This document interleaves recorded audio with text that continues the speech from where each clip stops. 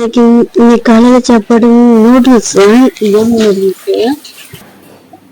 செய்யலான்ட்டோம். கொஞ்சம் எடுத்து கழுவிட்டு தண்ணி வச்சுட்டு அடுப்புல வச்சிருக்கேன். எண்ணெய் வச்சிருக்கேன். உப்பு போட்டுட்டு மஞ்சள் பொடியும் போட்டு கொஞ்சம் வேக விட்டுடலாம். ஒரு பாத்திரத்துல அதுக்குள்ளேயே அது வேகட்டும் செஞ்சிடலாம் அப்படின்ட்டு பார்த்துட்டு இருக்கேன். எண்ணெய் விட்டுட்டு பட்டர் போட்டிருக்கேன். கொஞ்சம் நிறைய தான் போட்டேன்.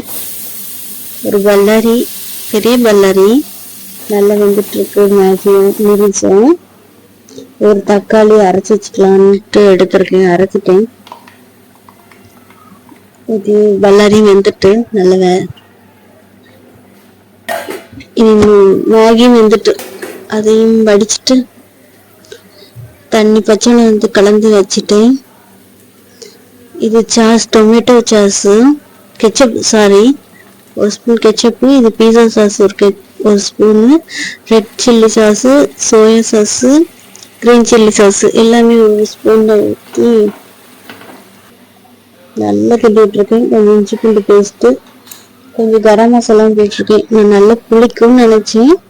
எல்லாத்தையும் உள்ள போடுறோமே எப்படி இருக்க போதுன்ட்டு தேவைக்கு உப்பும் போட்டிருக்கேன். கொஞ்சம் தண்ணி விட்டு நல்லா கிண்டி விட்டுருக்கேன். ஆனால் அதெல்லாம் உண்மையாக ரொம்ப நல்லா இருந்தது. இது இறைச்சி மசாலா 2 ஸ்பூன் போட்டு, மேகி வந்து நான் ரொம்ப பாதி முக்கெல்லாம் அப்படிலாம் வைக்க மாட்டேன். நல்லா வேக விட்டுருவேன். பிள்ளைக்கு கொடுக்குறது இல்லையா, நல்லா இருந்தது. புதினா இலையும் போட்டு நல்லா கிண்டி விட்டாச்சு. இது வந்து ஸ்லைஸா இருக்கும் இல்லையா, சீஸு பிரெட்டுக்குள்ள யூஸ் பண்ணுங்க, அந்த இது கொஞ்சம் பிச்சு பிச்சு போட்டுருவேன். மசாலா சைஸ் இல்லை என்கிட்ட. ஆனால் ரொம்ப நல்லா இருந்தது. நான் நினைக்கவே இல்லை இவ்வளோ நல்லா வரும்ட்டு.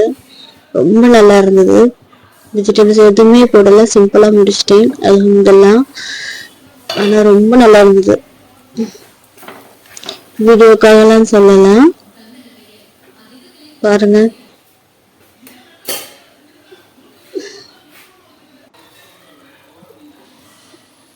ரொம்ப அழகா இருந்து பிள்ளைக்கு வச்சு கொடுத்துட்டு இருந்தேன். அவன் சாப்பிட்டுட்டு அவன் நல்லா இருக்குமான்னு சொன்னாங்க. இன்ஷா அல்லாஹ் நெக்ஸ்ட் வீடியோல பார்க்கலாம். அஸ்ஸலாமு அலைக்கும்.